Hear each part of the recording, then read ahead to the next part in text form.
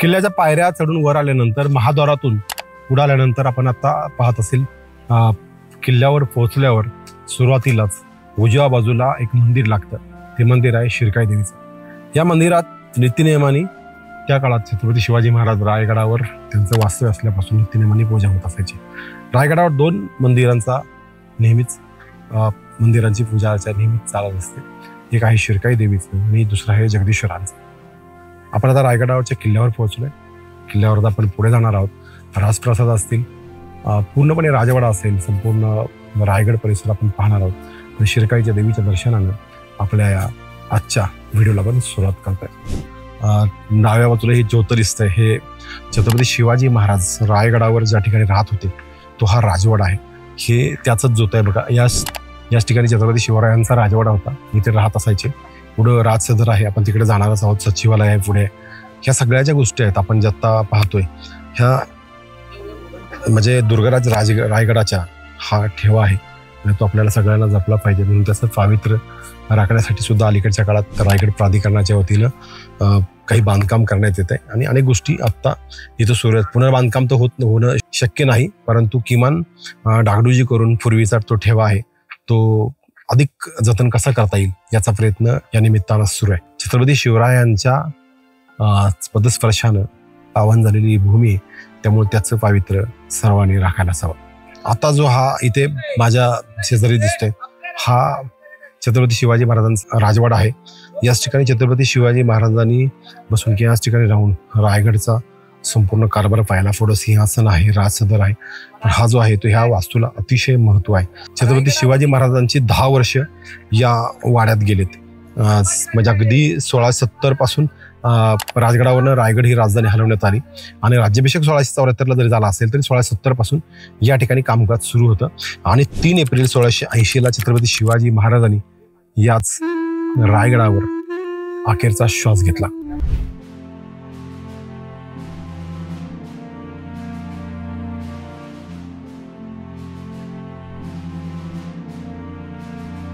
नमस्कार, मी नितीन शिंदे बोली बिंदासमध्ये आज सगळ्यांचं स्वागत करतो. आज आपण आलो आहोत दुर्गराज रायगडावर. आत्ता पण थोड्याच वेळापूर्वी आत्ता ज्याला मेना दरवाजातून आत आल्यानंतर 6 महाल लागतात. 6 म्हणजे ज्याला राण्या छत्रपती शिवाजी महाराजांना 8 अशा त्यांच्या महाराणी होत्या, राणी होत्या. त्याच्यातल्या सईबाई साहेब ह्या अगोदरच निर्वतल्या होत्या, म्हणजे ते केल्या होत्या. त्यानंतर 7च राहिल्या होत्या आणि राज्याभिषेकाच्या सोहळ्याच्या वेळेस 1670 ज्यावेळेस हा किल्ला बांधण्यात आला, म्हणजे 1668 पासून किल्ल्याचे बांधकाम सुरू. 1670 राजधानी राजगडावरून रायगडवर आपण आलो. तर आल्यानंतर जे काही महाल बांधले होते त्यातले हे 6 महाल ओळीने आपल्याला दिसतात. त्याच्यामध्ये एक दुसरा जो महाल आहे जो खाली आपण काल पाहिला की तो राजमाता जिजाऊंच्या बरोबर पुतळाबाई राणीसाहेब तिकडे राहत असायच्या. आणि हे ओळीनं जे महाल आहेत, मग सोयराबाई राणीसाहेब असतील, साकवारबाई असतील, लक्ष्मीबाई असतील, काशीबाई असतील किंवा गुणवंताबाई वगैरे असतील, ह्या सगळ्या राण्यांचे हे राणी महाल आहेत. हा त्यांचं हे बाथरूम ज्याला आपण पूर्वीच्या काळातली टॉयलेट आणि ही सगळी जी सोय होती किती अप्रतिम आपण पाहिलं तर आजही आपल्याला कळेल की आपल्याला आता असं वाटतं की आपण आधुनिक जगात जगतोय. त्या काळात सुद्धा छत्रपती शिवाजी महाराजांना ह्या सगळ्या गोष्टी ज्ञात होत्या आणि त्या काळात सुद्धा अशा पद्धतीचं कामकाज केलं जायचं. आपण पाहिलं असेल टॉयलेट्स दिसतात आपल्याला. अतिशय त्या काळात सुद्धा त्याची रचना म्हणजे वास्तू रचनाकारांना घेऊनच रचना केली असली पाहिजे, इतकं अद्भुत. आणि शिवाय तुम्ही पाहिलं असेल की खूप मोठं म्हणजे मोठ्या खाली सुद्धा त्याच्या ड्रेनेजची सुद्धा सिस्टीम केलेली आहे. म्हणजे पाठीमागच्या बाजूने जरी पाहिलं आपल्याला तर ड्रेनेज सुद्धा प्रॉपर दिसतं. इतकं छान पद्धतीनं हे बाथरूमची किंवा ह्या सगळ्या गोष्टीची पूर्तता त्या काळी केली असली पाहिजे आणि अतिशय सुरक्षित आणि योग्य पद्धतीनं बांधलेला हा राजवाडा, राण्यांचे महाल आपल्याला इथे दिसतात. चला तर मग हे वाडे बांधत असताना जसे चौसपी मोठ्या पद्धतीने वाडे बांधलेत त्या पद्धतीने गावाक्ष सुद्धा ठेवण्यात आले होते. म्हणजे ज्याला खिडक्या आपण म्हणू की बाहेरच्या वातावरणात काय चालू आहे किंवा ज्याला आपण आज सुद्धा आपण घरांना खिडक्या वगैरे करतो. तर तुम्ही पाहिली असेल की ही अशी खिडकी आहे जी या वाड्यामध्ये त्या काळात बनवलेली आहे. आणि एकूणच हा तुम्ही राणीवासा पाहिला, अंतर्ग्रह किंवा अंतर्वासा म्हणजे ज्याला आपण बेडरूम किंवा अशा समोरचा हॉल नंतर बेडरूम अशा पद्धतीचं हे दोन्ही तुम्ही बघितलं असेल. आता हे जे 6 महाल आहेत, या 6 महालामध्ये हे आपल्याला दिसतं ते हे कदाचित अंतपुर असेल, ज्याला बेडरूम आपण म्हणू. आणि पलीकडचा तो येणाऱ्या जाणाऱ्यांसाठी बसण्यासाठी राणी समजा येणाऱ्या महिला असतील किंवा सरदारांच्या किंवा अष्टप्रधानांच्या काही महिला किंवा त्या काळातल्या येत असतील तर त्यांच्यासाठी थांबण्यासाठी भेटण्यासाठी ती जागा असावी असं. आता आपण राणी वस्यातून पुढे आलोय आणि समोरच आपण आत्ता ज्या ठिकाणी मी उभा आहे ह्या माझ्या समोर काही वाडे दिसत आहेत. ते अष्टप्रधानातल्या 5 मंत्र्यांचे हे वाडे आहेत. पण पाहत असेल वळीने 1, 2, 3, 4 आणि पलीकडे असे 5 वाडे आहेत आणि त्याच्यानंतर खाली 3 वाडे आहेत. असे हे 3 वाडे, एकूण अष्टप्रधानांचे 8 वाडे असे हे इथं आहेत. त्या काळातलेच बांधकाम आहे. नंतरच्या काळात पेशवाईच्या काळात आणि नंतर इंग्रजांच्या काळात या वाड्यांचे दुर्दशा झाली आणि हे वाडे पडले. कारण या ठिकाणी कोणत्याही इमारती आपण पाहिल्या तर ती इमारतीचे अवशेष दिसतात, मात्र इमारती आहेत अशा कुठेही शिल्लक नाही आहेत.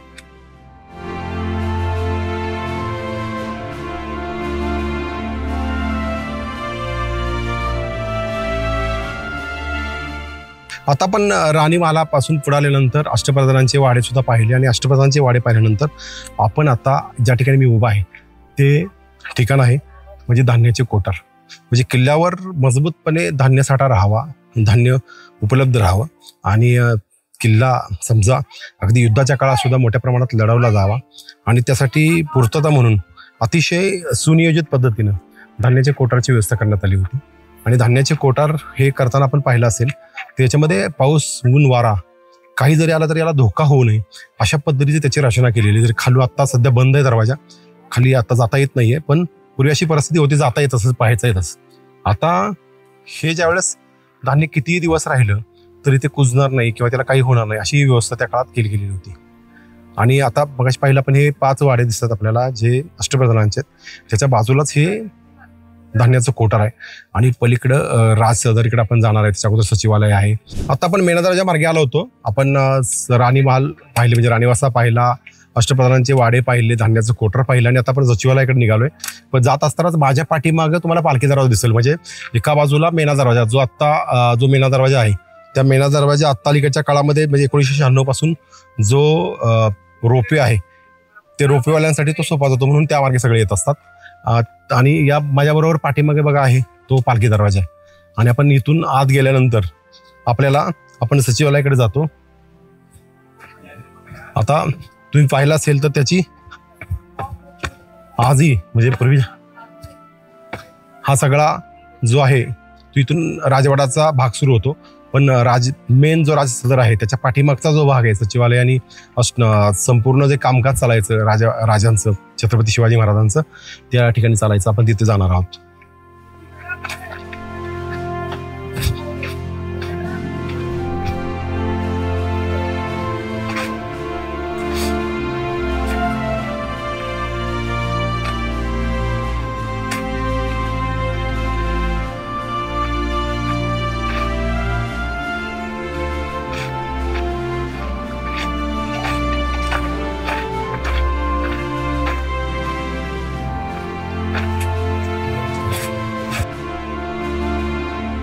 हा ज्याला खलबतखाना म्हणतात किंवा गुप्त पद्धतीनं बोलण्याचं जे ठिकाण आहे की आता म्हणजे बहिर्जी नाईक हा राजांचा 3रा डोळा आहे असं म्हटलं जायचं. आणि अनेक वेळा गुप्त काही मोहिमा करायच्या असतील तर गुप्तहेरांच्या बरोबर चर्चा केल्या जायची आणि त्या चर्चा असं म्हटलं जातं की हा जो आहे आपण इथं आलोय हा खलबतखाना आहे, अतिशय अंधार कोठडीसारखा आहे आणि याच ठिकाणी खलबत व्हायची अशी चर्चा आहे.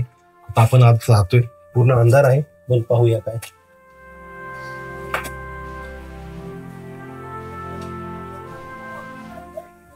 म्हणजे तुम्ही एकदम पूर्णपणे आत आल्याशिवाय तुम्हाला काहीच दिसत नाही. पाहत असेल तुम्ही. खरं तर या विषयावर अनेक शंकाही आहेत. इथं आपल्याला देवळा दिसत आहेत जिथं तुम्हाला दिवा किंवा असं काही ठेवता येईल.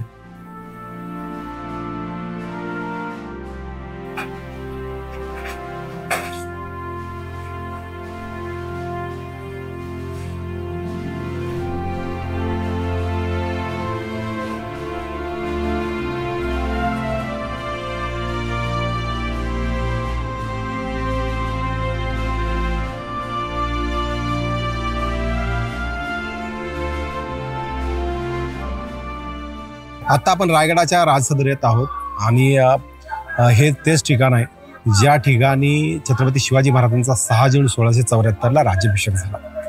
राज्याभिषेक सोहळा झाला हे आपल्याला सर्वांना माहित आहे, पण राज्याभिषेक सोहळा होण्याच्या अगोदरही घटना काही घडलेल्या होत्या.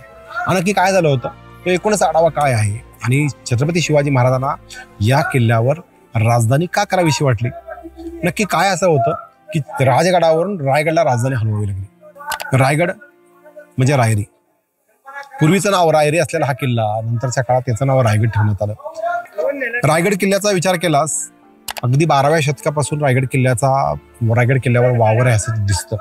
त्याच्यानंतर बहामनींच्याकडे हा किल्ला गेला, त्याच्यानंतर निजामशाहीतून चंद्रराव मोरेंच्याकडून 1656ला छत्रपती शिवाजी महाराजांनी हा किल्ला जिंकून घेतला.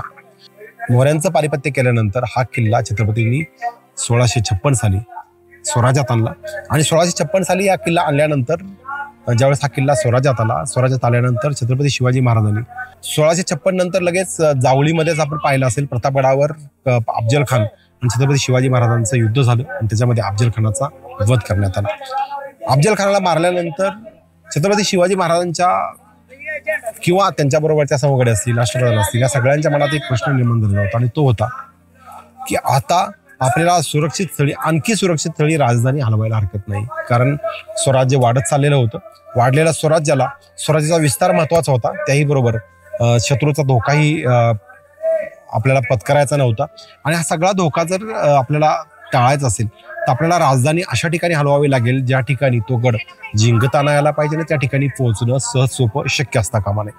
अशा दृष्टीने हा रायगडचा विचार केला गेला असला पाहिजे, कारण आपण पाहिलं असेल तर रायगड हा कोकणातला म्हणजे प्रतापगडापासून पुढे आल्यानंतर अगदी म्हणजे प्रतापगड संपल्यानंतर पोलादपूर महाड संपल्यानंतर आपल्याला रायगड किल्ला लागतो. ह्या रायगड किल्ल्याच्या एका बाजूला जर आपण पश्चिमेच्या बाजूला पाहिलं तर समुद्र आहे आणि म्हणजे रत्नागिरी आहे.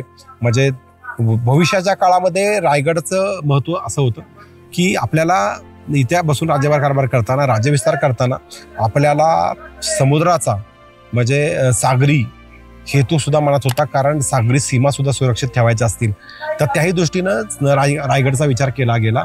आणि आता माझ्याकडे इथे एक पुस्तक आहे रायगडची जीवनगाथा, तुम्ही पाहत असेल, याच्यामध्ये ते स्पष्ट दिलेलं आहे की छत्रपती शिवाजी महाराजांचा हेतू अगदी क्लिअर होता. हा किल्ला बांधताना अतिशय विचारपूर्वक नियोजन पद्धतीने काम केलेलं होतं, कारण हा किल्ला बांधताना छत्रपती शिवाजी महाराजांनी जसं मी बघायला सांगितलं की सागरी हेतू मनात होता.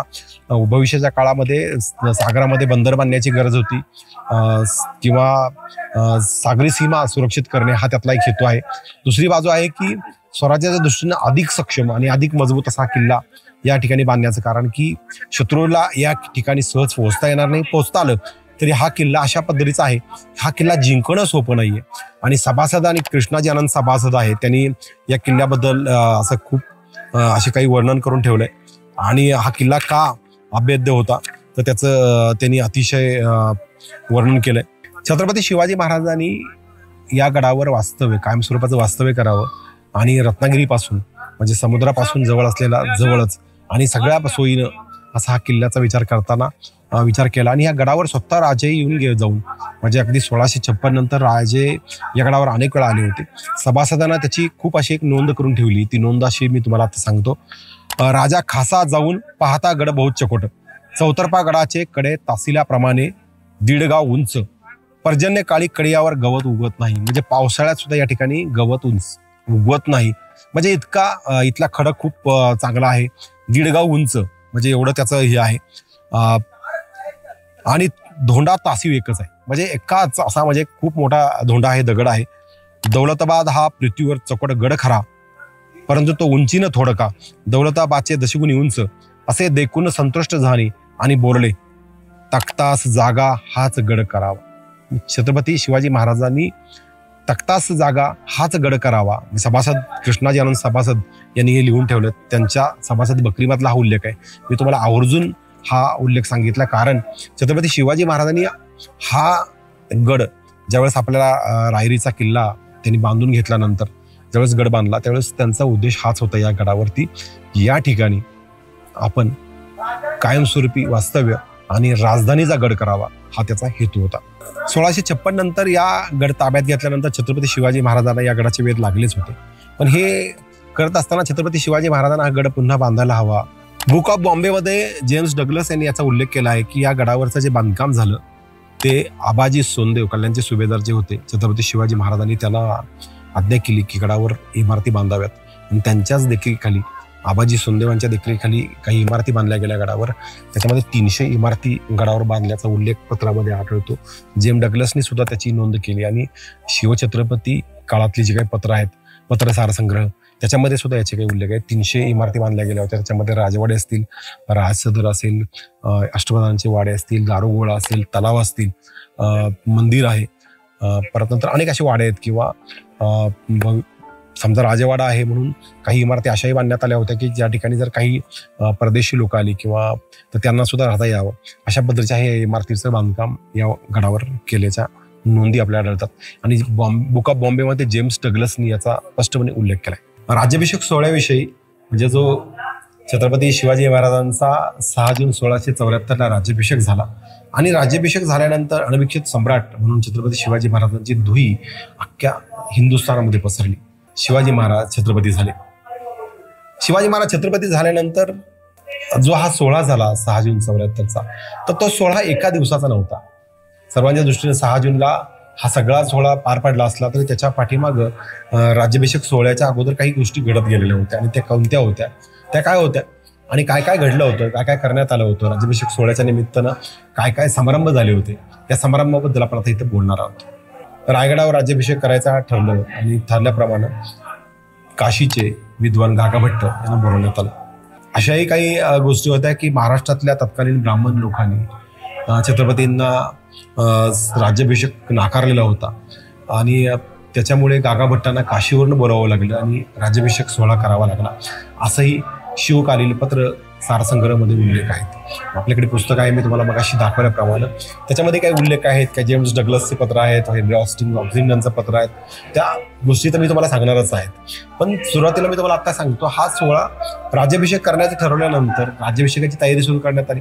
राज्याभिषेकाची तयारी सुरू करण्यात आल्यानंतर आपण राज्याभिषेक सोहळ्याच्या वेळेस आपल्याला एक इंग्रज वकील आहे की जो महाराजांच्या समोर वागताना दिसतोय, तो मुजरा करताना दिसतोय, तो कोण आहे आणि तो नेमका आला होता कशासाठी, तर आपण तो एक पहिल्यांदा जाणून घेऊया. तो हा होता हेनरी ऑक्झिंडन.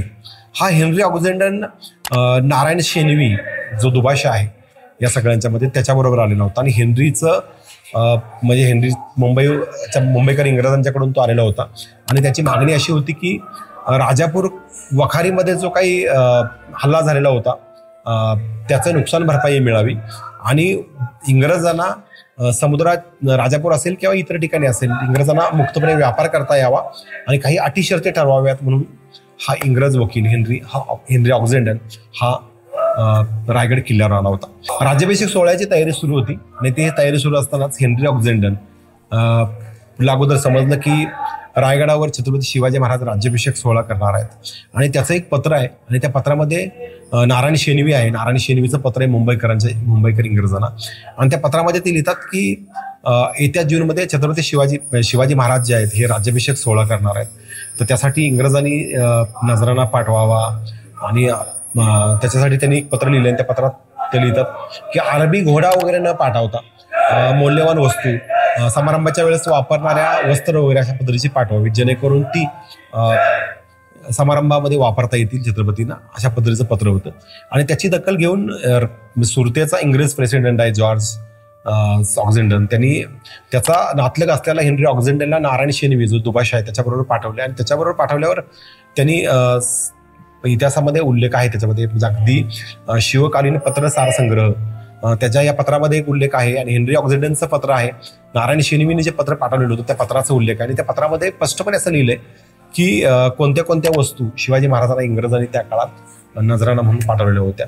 कारण एक पद्धत होती की राज्याभिषेक सोहळ्याला किंवा एखादा सोहळा असेल तर त्या सोहळ्याला येणाऱ्या पाहुण्यांनी काही नजर करायचं असतात असं आणि छत्रपतींनी सुद्धा येणाऱ्या प्रत्येक पाहुण्यांचा आदर सन्मान केलेला होता, सत्कार केलेला होता, त्यातलाच तो एक भाग होता. तो हेनरी ज्यावेळेस आला की ते राज्याभिषेक सोहळ्याच्या वेळेस राज्याभिषेक सोहळ्याचा प्रसंग काय होता आणि अगोदर काय काय तयारी केली होती हे सांगतोय. त्याच्यासाठी ह्या गोष्टी गरजेच्या आहेत असं मला वाटतं. 19 मेला हेनरी ऑक्झिंडन आहे तो पाचाडला आला, पण त्याच्यावर आल्यावर त्याला समजलं की शिवाजी महाराज किल्ल्यावर नाही आहेत आणि त्यांना त्यामुळं किल्ल्यावर न बोलवता पाचाटलाच 3 दिवस थांबावं लागलं. शिवाजी महाराज प्रतापगडावर भवानी देवीच्या दर्शनासाठी गेलेले होते. त्यावेळेस रायगडाच्या राज्याभिषेक सोहळ्याच्या निमित्तानंच भवानी देवीला 3 मन सोन्याचं छत्र, म्हणजे 56,000 किमतीचं छत्र आहे सोन्याचं, जे त्यावेळेस भवानी देवीला अर्पण करण्यात आलं होतं, असाही पत्रामध्ये उल्लेख आहे. आणि 19 मेला गेलेले छत्रपती शिवराय 21 मेला रायगडावर परत आले. मग हेनरीला 22 मेला रायगडावर बोलवलं गेलं. म्हणजे 22 मे पासून हेनरी 13 जून पर्यंत रायगडावर होता. आणि म्हणजे 22 मे पासून आपण जर पाहिलं तर हा सोहळा पूर्णपणे हेनरी ऑक्झेंडर, मी सांगण्याचं कारण काही हेनरी ऑक्झेंडरने जी काही पत्र व्यवहार जो मुंबईकरांना केलेला होता, सुरतेवाल्यांना किंवा इंग्रज दरबारात केलेला आहे, त्याच्यामध्ये असा स्पष्ट उल्लेख होता की रायगडावर जो राज्याभिषेक झाला त्याचं वर्णन, तो अतिशय त्याचं पुस्तकात वर्णन आहे त्या काळातलं. आणि त्यांनी पत्र लिहिले, त्याचं स्वतःचं हेनरीचं पुस्तक आहे, त्याच्यामध्ये उल्लेख आहे आणि तो त्याच्यात लिहितो. रायगडाची जीवनकथा म्हणून पुस्तक आहे जे महाराष्ट्र शासनाने त्याला हे केलं, त्याच्यामध्ये सुद्धा त्याचा उल्लेख आहे. जेम्स डग्लस आहे त्याच्यामध्ये उल्लेख आहे. याच्यामध्ये जो रायगडाचा एकूण सोहळा, जो राज्याभिषेक सोहळा होता, तो काय होता तर राज्याभिषेकाचा सोहळा हा फक्त एका दिवसाचा नाही. तो काय आहे तर राज्याभिषेका सोहळ्याच्या अगोदर अनेक गोष्टी झाल्या, दान धर्म झाले असतील. छत्रपती शिवाजी महाराजांची तुला झालेली आहे, तर ही सुवर्ण तुला झाली. त्याच्यामध्ये छत्रपती शिवाजी महाराजांच्या तुलेमध्ये 16,000 सुवर्ण होऊन छत्रपती शिवाजी महाराजांची तुला झालेली आहे. त्याच्याबरोबर त्यांचं धान्य असेल, कास्ट असेल, तांबे शिसे असेल, अनेक धातू असेल, त्याच्यावर सुद्धा छत्रपती शिवाजी महाराजांची तुला झालेली होती. आणि हे सगळं झालेलं आहे नंतर दान, तुला झाल्यानंतर हे सगळ्यांना रयतेला किंवा तिथल्या येणाऱ्या, तिथं असणाऱ्या ब्राह्मणांना दान करण्यात आलं, असा उल्लेख अनेक पुस्तकामध्ये आणि अनेक पत्रामध्ये दिसतो आपल्याला. तिसरी गोष्ट आहे की छत्रपती शिवाजी महाराजांचा राज्याभिषेक झाला कधी. 6 जून 1674 राज्याभिषेक झाला हे आपण सगळे जाणतो. राज्याभिषेक सोहळा पहाटे 5 वाजता वाजल्यापासून सुरू झाला. आणि मग शिवाजी महाराजांचा त्याच्या अगोदर गंगा अनेक समुद्राचे असतील, अनेक नद्यांचे असतील, उदक आणले होते, म्हणजे पाणी आणलेलं होतं, तर त्यांचं त्या स्नान झालं छत्रपती शिवरायांचं. आणि पहाटे 5ला छत्रपती शिवाजी महाराजांना राज्याभिषेकाची पहाटे 5 पासून सुरुवात झाली. आणि सुरुवात झाल्यानंतर छत्रपती शिवाजी महाराजांच्या सिंहासनात, म्हणजे अगोदर शिवाजी महाराजांचं राज्याभिषेकाच्या अगोदर छत्रपती शिवाजी महाराजांचं लग्न लावून देण्यात आलेलं आहे. सोयराबाई राणी साहेब त्यांच्याबरोबर पुन्हा लग्न लावण्यात, कारण एक सोहळ्याचा विधी होता, त्याच्यामध्ये त्यांच्या ज्या भार्या आहेत त्यांच्याबरोबर लग्न लावण्याचा एक विधी करण्याचं गरज होतं, कारण अनभिक्षित सम्राट म्हणून छत्रपती शिवाजी महाराज होणार होते, म्हणून तो एक विधी करण्यात आला होता. सकाळी 7 ते 8च्या दरम्यान हेनरी दरबारात हजर झाला. दरबारात हजर झाल्यानंतर नारायण शेणवी, जो दुभाषा आहे इंग्रजांचा वकिलाचा, तो हेनरीच्या बरोबर आहे. आणि तो दरबारात हजर झाल्यानंतर नारायण शेणवीने हिऱ्याची अंगठी आहे, ती अंगठी महाराजांच्याकडे नजर केली. आणि त्याचं जी किरण आहेत ती महाराजांना दिसल्यानंतर महाराजांनी खुनेनच ऑक्झेंडरना जो आहे तो सिंहासनाच्या पायरीजवळ बोलवल्यावर हेनरीचा सत्कार करण्याची माननीय शिवरायांनी खुनेनच त्याचा आदर सत्कार करावा असं कळवलं. आणि हेनरी बाजूला झाला मुजरा करता होऊन. आणि अशा प्रकारचा हेनरी जो ऑक्झेंडर आहे तो इथे आला होता. आता आपण प्रवेश करतोय तो राज दरबारात.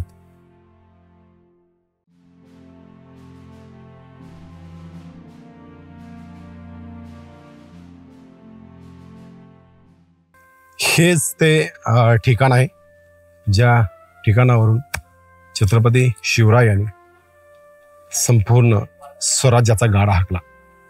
किंबहुना हेच ते ठिकाण, ऐतिहासिक ठिकाण आहे ज्या ठिकाणी छत्रपती शिवाजी महाराजांना राज्याभिषेक झाला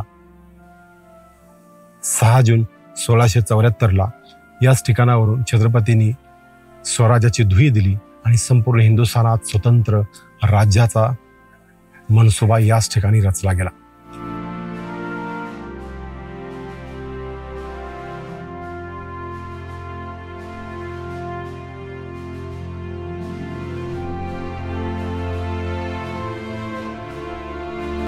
राज्याभिषेक सोहळा झाल्यानंतर याच ठिकाणावरून छत्रपती शिवाजी महाराजांची वाजत गाजत भव्यपणे मिरवणूक काढण्यात आली. म्हणजे बाजारपेठेपासून अगदी जगदीश्वराच्या मंदिरापर्यंत छत्रपती शिवरायांची मिरवणूक काढण्यात आली होती. हे ठिकाण आहे. आणि आता आपण प्रवेशद्वारात आहोत, ज्या राजसदरीत आपण प्रवेश करतो ते प्रवेशद्वार आहे. आणि प्रवेशद्वाराच्या एक अशी प्रवेशद्वाराच्या दोन्ही बाजूला शरब कोरलेली. आपण पाहत असाल ही शरब आहे आणि या शरबेचा अर्थ असा होतो, शिवाजी महाराज 5 सुलतानांच्या विरोधात लढत होते. त्याच्यामध्ये मोगल असतील ही प्रामुख्याने होती, आदिलशाही, निजामशाही.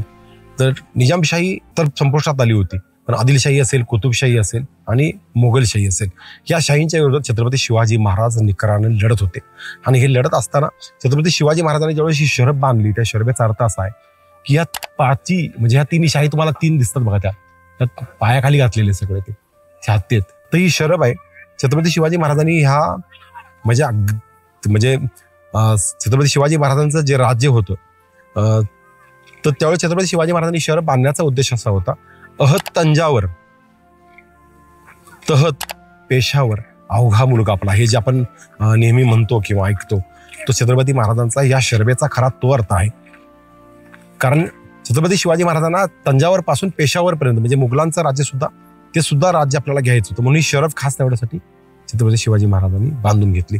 कारण अहत तंजावर, तहत पेशावर, अवघा मुलूक आपला, ही वास्तू बांधल्यानंतरच असाही एक ही आहे की ही जी वास्तू ज्या व्यक्तीने बांधली, आपण इथं पाहतोय रायगडावर एकमेव असं ठिकाण आहे ज्या ठिकाणी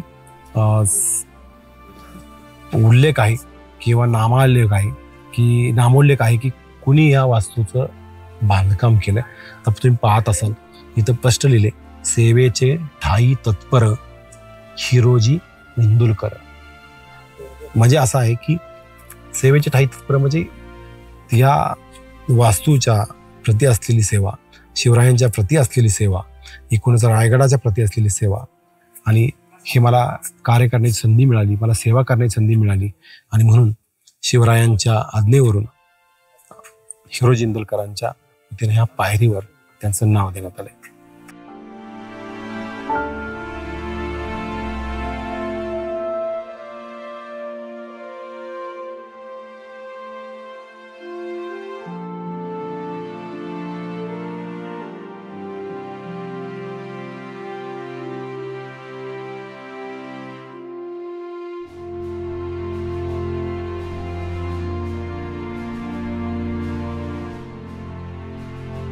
आपण आता आलो आहेत होळीच्या माळाच्या जवळ, आणि हा होळीचा माळ आहे जिथं आता शिवाजी महाराजांच्या शिवाजी महाराजांचा एक छोटासा पुतळा दिसतो. आणि हाच होळीचा माळा, याच होळीच्या माळावर शिवकालामध्ये होळी खेळली जायची. आपण अनेक वेळा पाहिलं की संभाजी महाराजांनी होळीतून नारळ काढला वगैरे असा आपण ऐकतो, किंवा आख्यायिका वगैरे असेल किंवा काय असेल, तर तोच हा होळीचा माळ आहे. याच ठिकाणी होळी खेळली जायची म्हणून याला होळीचा माळ असं म्हणतात. आणि याच्यानंतर पुढे गेल्यानंतर आपल्याला बाजारपेठ दिसते.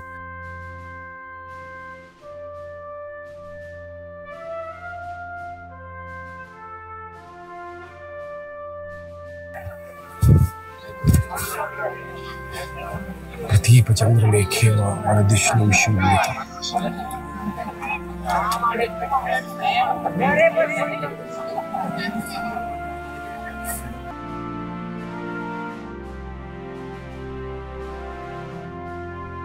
हे ठिकाण आहे बाजारपेठ. शिवकालीन रायगडावर बाजारपेठ सुद्धा बांधण्यात आली होती, आणि तीच ही बाजारपेठ आहे. आपण पाहतोय दोन्ही बाजूला म्हणजे असा जाण्यासाठी घोड्यांवर सुद्धा जाता यावं असं हे ठिकाण आहे. आणि काही खरेदी करायची असेल तरी सुद्धा घोड्यावरून सहज खरेदी करता येईल असा या पद्धतीचं हे बांधकाम करण्यात आलंय. आणि आतमध्ये गेल्यानंतर हा सुरुवातीचा अगोदरचा म्हणजे खरेदी करताना प्रत्येकाला समोरून खरेदी करता असा एक भाग असावा कदाचित. आणि आतमध्ये याच्यामध्ये अजून 2 इमारती आहेत, छोट्या छोट्या 2 गाळ्या दिसतात, म्हणजे असं खोल्या टाईप दिसतात पाठीमागं, आणि पुढे पाठीमागं एक मोठी अशी. तर कदाचित मग इथं स्टोअर किंवा हे जे दुकानदार वगैरे असतील तर कदाचित या ठिकाणी सुद्धा हे मुक्कामी सुद्धा असतील कदाचित, असं एकंदर वाटते. कारण पाठीमाग कदाचित त्यांचं राहण्याची व्यवस्था सुद्धा असेल, आणि याच ठिकाणी ते त्यांचा दुकानातला जे किंवा व्यवसाय जे करतात, बाजार रहाट करायचे त्या काळात, तर तो सगळा इथं ठेवण्याचं कदाचित साधन असावं. पण ही बाजारपेठ आहे जी शिवकालापासून आहे. आणि छत्रपती शिवाजी महाराजांच्या कोणत्याही वास्तूला जसं कुठेच त्यांचं किंवा कोणाचं असं नाव दिलं गेलं नाही, मात्र आपण काही ठिकाणी पाहतो तर इथं फक्त एकच नागाचं एक चिन्ह आहे. असं म्हटलं जातं की कर्नाटकातल्या नागाप्पा शेट्टी म्हणून, कर्नाटक किंवा दक्षिणेतल्या कोणीतरी असे एक व्यापारी होते, आणि तर त्यांचं तिथं ते एक फक्त नागाचं चिन्ह दिलेलं आहे. बाकी कुठेही या ठिकाणी कोणाचंही नाव आपल्याला दिसत नाहीये. हे एकमेव शिल्प दिसतंय जिथं नागाचं चित्र कोरलेलं आहे आणि त्या कुठल्याही ठिकाणी दुसरं कोणाचंही चित्र किंवा कुठेही कोणाचा फोटो किंवा कोणाचंही नाव दिसत नाही.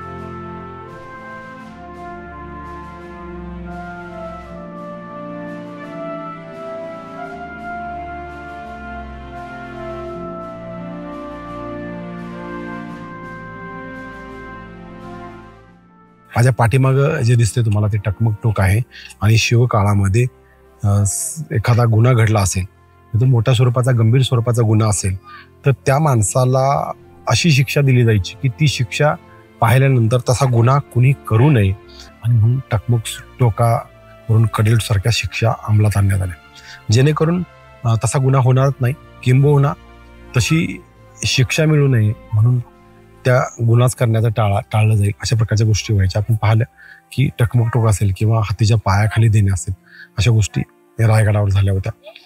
अनाजी दत्तो असतील किंवा काही मंत्री असतील की जे स्वराज्याच्या आड येत होते आणि स्वराज्याला बाधक असे काम करत होते आणि म्हणून त्यांना छत्रपती संभाजी राजांनी याच रायगडावर हत्तीच्या पायाखाली सुद्धा दिलं होतं.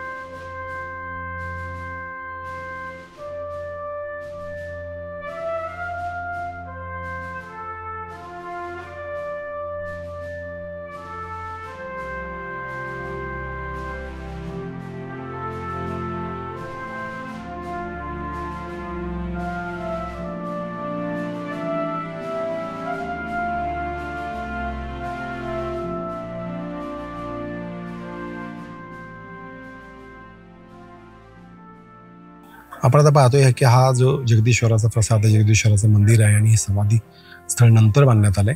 पण त्याच्या अगोदर ही वास्तू बांधण्यात आली होती. ही वास्तूचं जे स्वरूप आहे, हा जो जगदीश्वराचा प्रसाद बांधण्यात आलेला होता तर त्यावेळेस त्याच्यावरती हा एक असा शिलालेख सारखा एक साधारण कोरलेलं दिसतंय आपल्याला. तुम्ही पाहताय म्हणजे त्या काळात सुद्धा श्री गणपती नमापासून सुरुवात झालेली आहे. श्री प्रसाद जगदीश्वराय म्हणजे हा जगदीश्वराचं मंदिर हे जे आहे हे या ठिकाणी बांधण्यात आलंय आणि त्याच्या संदर्भातला हा शिलालेख आहे. आणि म्हणजे चंद्र सूर्य असेपर्यंत हे जे म्हणजे चंद्र सूर्य असेपर्यंत हा प्रसाद ही वास्तू अयाशी राहील असा याचा स्पष्ट उल्लेख आहे.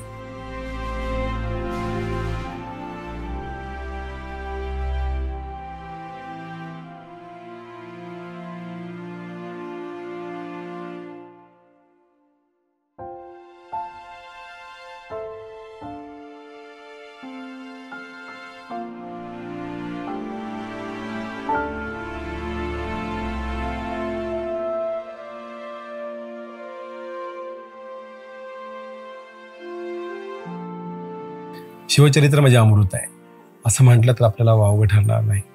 कारण आहे ना, शिवचरित्र आपल्याला शिकवतं जगावं कसं आणि अतिशय कठीण प्रसंगी सुद्धा आहे ना तुम्ही संकटाचं न डगमगता सामोरे कसं जायचं हे आपल्याला शिवचरित्रातलं वाचताना कळतं. आणि इथे या रायगडावर आल्यावर तर आपल्याला कोणत्याही प्रसंगात सामोरे कसं जायचं हे आपल्याला शिकवावं लागणार नाही. रायगड म्हणजे ह्या जगातलं एकमेव असं मंदिर आहे की या ठिकाणी आल्यानंतर तुम्हाला प्रेरणा मिळाल्याशिवाय राहणार नाही. छत्रपती शिवाजी महाराज म्हणजे आतापर्यंत सर्वात निष्कलंक, सर्व धर्मभिमानी राजा म्हणून शिवाजी महाराजांना ओळखलं जातं. लोककल्याणकारी राजा, ते आदर्शवादी राजा म्हणून शिवाजी महाराज आजही जगाच्या कानाकोपऱ्यात ओळखले जातात. एका बाजूला व्यवहारी, महापराक्रमी आणि महान त्यागी म्हणून छत्रपती शिवाजी महाराजांना ओळखलं जातं. शिवाजी महाराज धर्मनिष्ठ होते, धर्मांध नव्हते, श्रीमंत होते पण योगी होते, कडक शिस्तीचे होते पण त्यांचे कार्य कौतुकासारखे होते. सिंहाच्या गुहेत राहून सिंहाला आव्हान देणारे होते पण साधू संतांच्या चरणावर नतमस्तक होणारे होते. त्यांची दहशत होती पण सज्जनांना अभय होतं. राजा शिवाजी महाराज, तुमचा महिमा कितीही गायला तरी तो कमीच आहे. आज आपण रायगडावर आलोय. रायगडावरची ही वास्तू, रायगडावरची ही जागा तुम्हाला आम्हाला जगण्याचं बळ देते, तुम्हाला आम्हाला जगण्याची उर्मी देते. याच ठिकाणी छत्रपती शिवाजी महाराज 3 एप्रिल 1680 आपल्यातून निघून गेले. हीच ती वास्तू आहे, हीच ती समाधीचं स्थान आहे. या समाधीतून आपल्याला प्रेरणा मिळते. शिवराय कसे होते ते आपल्याला रायगडावर आल्याशिवाय कधीच कळत नाही. इतिहास वाचताना ठाई आपण शिवरायांचं आख्यान वाचत असतो. शिवरायांचे पराक्रम, शिवरायांचे गडकोट, शिवरायांच्या मोहिमा, अफजल खानाचा वध, शाहिस्ते खान म्हणजे पन्हाळ्यावरची सुटका असेल, अनेक प्रसंग आपण पाहतो.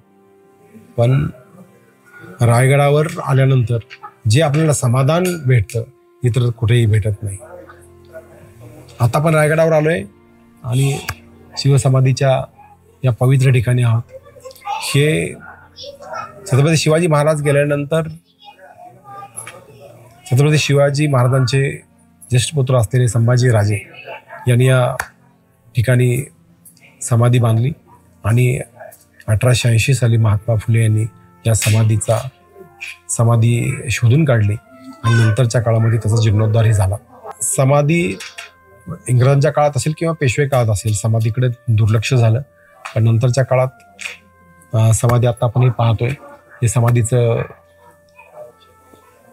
चौतारा बांधण्यात आला आणि समाजावरती मेघडामरी आपण पाहतोय स्मारक शिवाजी महाराजांच्या ह्याच्यासाठी, ते सुद्धा नंतरच्या काळात बांधण्यात आले. समाधीबरोबर शेजारी आपल्याला इथं एका वाघ्या कुत्र्याची समाधी दिसते. ही वाघ्या कुत्र्याची समाधी त्यावेळेस खरंच होती का? शिवाजी महाराजांचा कोणता वाघ्या कुत्र्या होता का?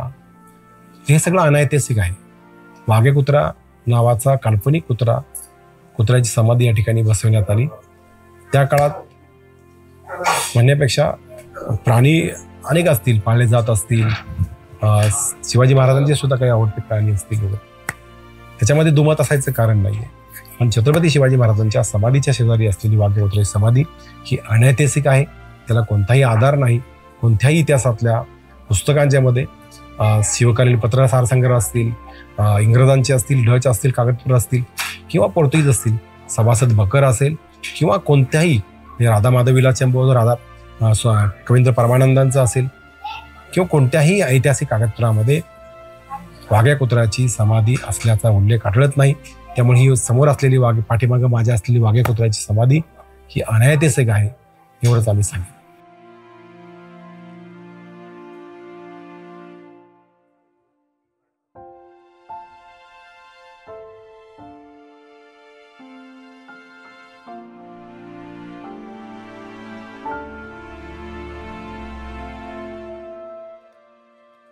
आज दिवसभर आपण रायगड किल्ला, सुरुवातीला पाचाडचा राजमाता जिजाऊंचा वाडा, जिजाऊंची समाधी आणि रायगडचा संपूर्ण परिसर पाहिला.